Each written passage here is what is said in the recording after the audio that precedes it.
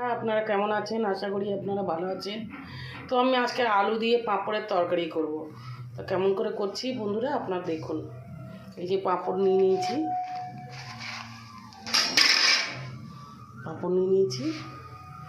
পাঁপড় দিয়ে বন্ধুরা আমি পাঁপড়গুলো একটু ভেজে নেব।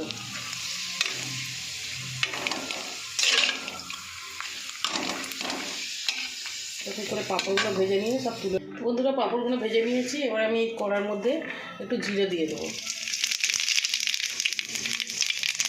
পেঁয়াজটা দিয়ে দেবো।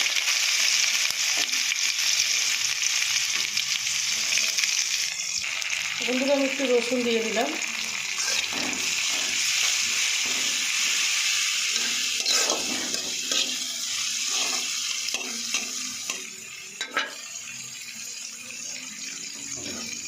টমেটোটা দিয়ে দেবো।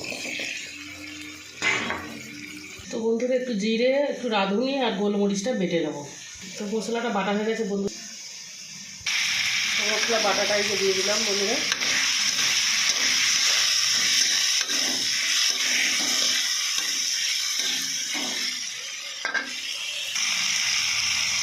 দিয়ে দিলাম,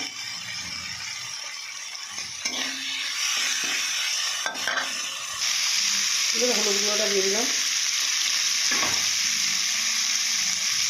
একটু লঙ্কা গুঁড়ো দিয়ে দিলাম,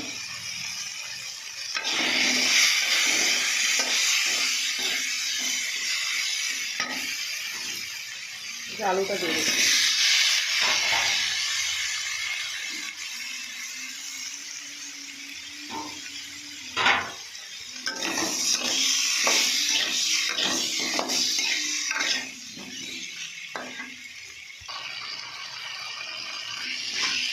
বন্ধুরা আমার কষিয়ে নিয়েছি, এবার আমি জল ঢেলে দেবো।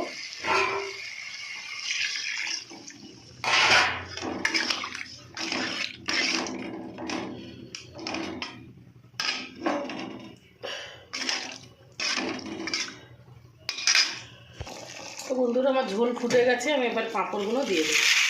পাঁপড়গুলো একটু ভেঙে ভেঙে রেখেছি।